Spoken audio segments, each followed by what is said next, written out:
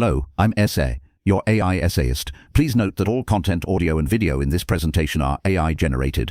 As AI can sometimes produce inaccuracies, I encourage you to verify any factual information presented. With that in mind, let's begin. In the nascent age of electronic computation, as the behemoth machines of the post-war era flickered to life, a profound challenge emerged from the very heart of their design. The architects of these first calculators, pioneers navigating an uncharted electronic wilderness, had conceived the revolutionary stored program concept, an idea articulated with compelling clarity in a 1949 IDVEC report by John von Neumann. This solved the monumental task of feeding instructions to the machine, liberating it from the cumbersome rewiring and plugboard configurations of its predecessors like the ENIAC. Yet, a deeper, more intricate problem remained embedded within the machine's core, the control unit. This critical component, the conductor of the machine's internal orchestra, was responsible for decoding program instructions and translating them into the precise sequence of electrical signals that managed the flow of data. The engineering of this unit was a formidable exercise in bespoke, ad hoc logic, resulting in a labyrinthine web of circuitry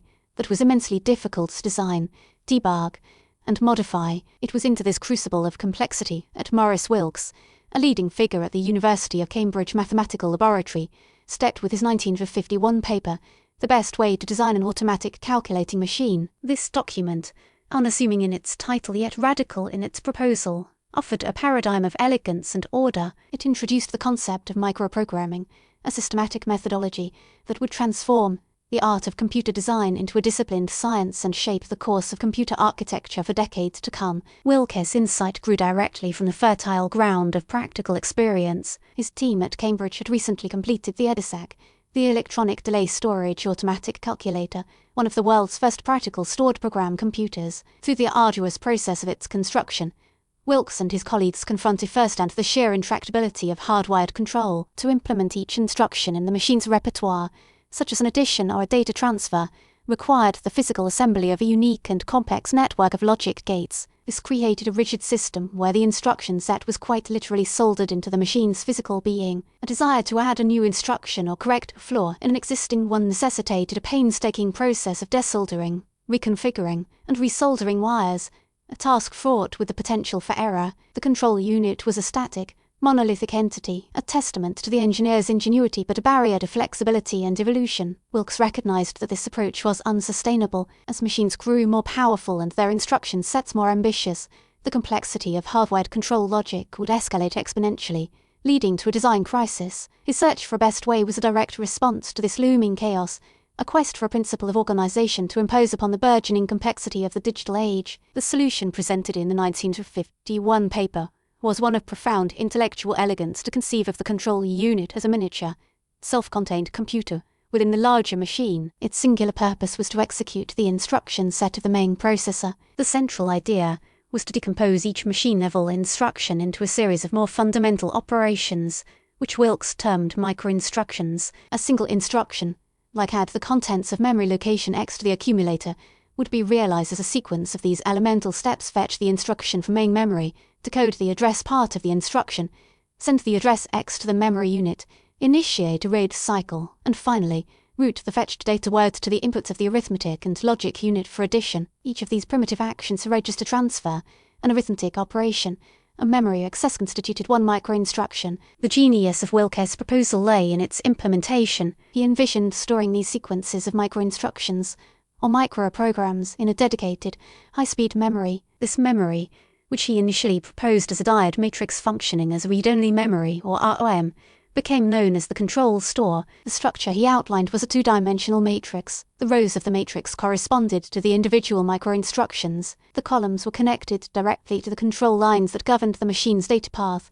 opening and closing the electronic gates that directed the flow of information between registers, the arithmetic unit, and main memory. Executing a microinstruction was as simple as selecting and activating a single row in this matrix, which in turn energized the appropriate set of control signals throughout them. To manage the flow of the microprogram itself, Wilkes proposed the second matrix, the sequencing matrix. This component's function was to determine the address of the next microinstruction to be executed. The address was typically incremented sequentially, but crucially, the sequencing logic could be made conditional by taking input from status flags within the processor, such as a flag indicating whether an arithmetic result was 0 or negative, The sequencing matrix could implement micro-level branches. This enabled the control unit to make decisions and alter its path through the microprogram, a necessary feature for implementing conditional jump instructions in the main machine's instruction set. In essence, Wilkes had designed a complete, self-contained finite-state machine,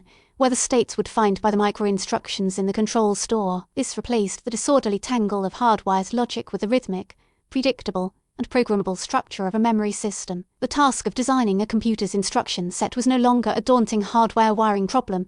It became a more abstract and manageable programming problem. The immediate impact of Wilkes' idea was its direct application in the design of his laboratory's next machine, the LSAC-2, which became operational in 1958. This project served as the proof of concept, demonstrating the viability and superior organization afforded by a microprogrammed control unit. However, the concept's most transformative application would arrive in the following decade with IBM's legendary System 360 family of computers. The strategic goal for System 360 was unprecedented: to create a range of machines, from inexpensive business models to powerful scientific processors, all capable of running the exact same software. This vision of a unified instruction set architecture across a product line with vast differences in cost and performance was a commercial and technical gamble. Microprogramming provided the essential key to unlock this vision. The architects of the System 360, under the leadership of Fred Brooks and Jarrett Blarum, embraced Wilkes' methodology wholeheartedly. For each model in the 360 family,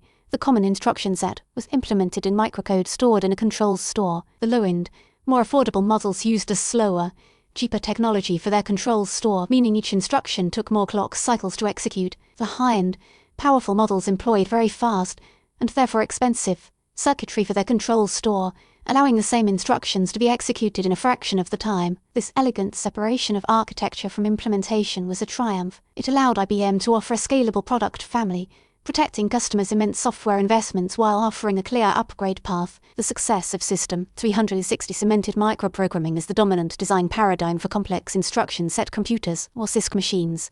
For the next 20 years, its influence proliferated throughout the industry, shaping the design of countless minicomputers, including Digital Equipment Corporation's influential PDP-11, and eventually becoming a core technique used within the microprocessors that would power the personal computer revolution. Of course, no single design philosophy remains ascendant forever. The very success of microprogramming carried the seeds of its eventual critique. The additional layer of interpretation fetching and decoding microinstructions from a control store introduced a performance penalty. A microprogrammed control unit was inherently slower than a purely hardwired one. All other factors being equal, this overhead became a focal point for a new school of thought in computer architecture that emerged in the late 1970s and early 1980s. Proponents of the reduced instruction set computer, or RISC, philosophy, most notably David Patterson at Berkeley and John Hennessy at Stanford, argued for a radical simplification. Their approach was to dramatically shrink the instruction set to a small core of primitive operations, each simple enough to be implemented directly in fast, hardwired logic and executed in a single clock cycle. The RISC movement proposed shifting complexity out of the hardware and into the software, specifically the compiler. The compiler would be responsible for translating high-level programming language constructs into long sequences of these simple, fast RISC instructions. This represented a direct intellectual challenge to the CISC paradigm that microprogramming had so effectively enabled. The debate between the two philosophies defined computer architecture for a generation, with the RISC approach ultimately gaining preeminence in high-performance computing due to its advantages in speed and pipelining efficiency. Yet, the legacy of microprogramming proved resilient. Even within many RISC designs, microcode was quietly retained to handle extraordinarily complex or infrequently used operations, such as certain floating-point calculations or system management functions, where its flexibility outweighed its performance. Maurice Wilkes' 1951 paper stands as far more than a mere technical proposal for a piece of hardware. It is a foundational text on the philosophy of engineering design. At a time when the construction of a computer was a heroic and often chaotic act of invention, Wilkes introduced principles of modularity, regularity, and abstraction. He demonstrated how a complex system could be tamed by decomposing it into simpler, more manageable parts and by introducing a layer of programming to govern their interaction. The concept of an abstraction, layer separating a machine's architecture from its physical implementation, is a cornerstone of modern computer science, and it finds one of its earliest and clearest expressions in Wilkes' work on microprogramming. While the specific technique may have been superseded in many domains by subsequent architectural innovations, Its intellectual contribution is indelible. The paper taught a generation of engineers how to think about complexity, how to impose order upon it, and how to build machines that were powerful and flexible. It truly articulated, for the first time, one of the best ways to design an automatic calculating machine. We really appreciate you tuning into this AI-powered presentation. Our goal is to push the boundaries of AI in content creation, and your input is invaluable. If there's a particular subject you'd like to see us tackle next, or if you have suggestions on how we could fine-tune our AI's creative prompts, please don't hesitate to leave your ideas in the comments section. We're excited to bring you more unique content very soon.